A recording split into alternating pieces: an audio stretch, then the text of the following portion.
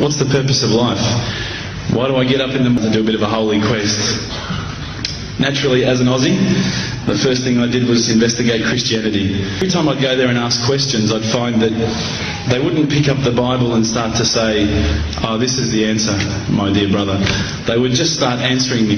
They would just answer from their own opinions. And one of my colleagues was a Hindu, was an Indian Hindu. So again, there was that leap of faith I felt that I had to make to embrace this religion.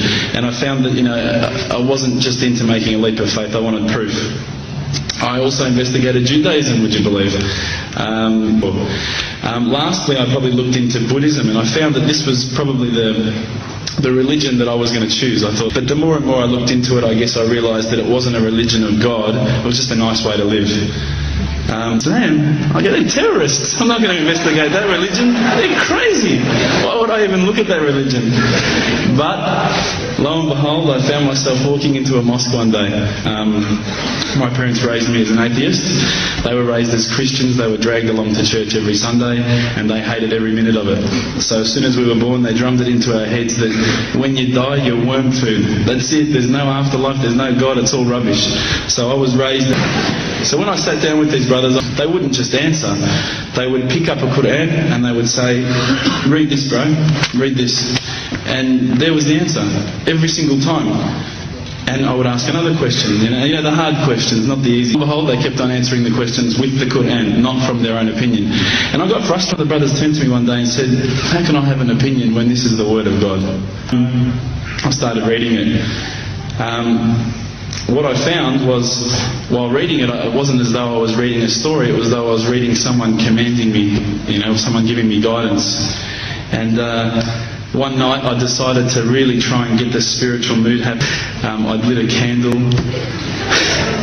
I had the window open, and all these amazing proofs, but I still needed that little push.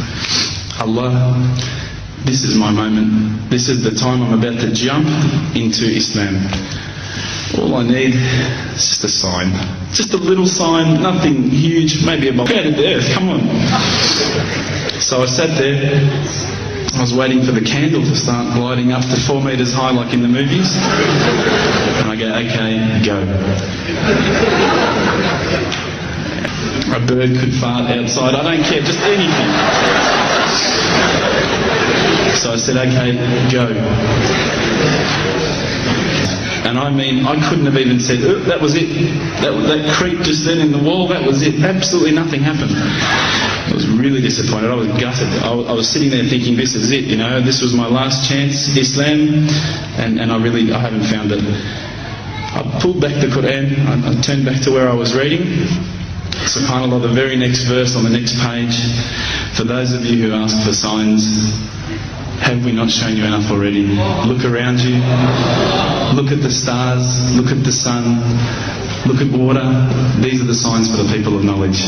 How arrogant I'd been to want my own specific sign when all the signs had been there for me all along. The fact that we have this world, the fact that there is this creation, these are the signs for all of us.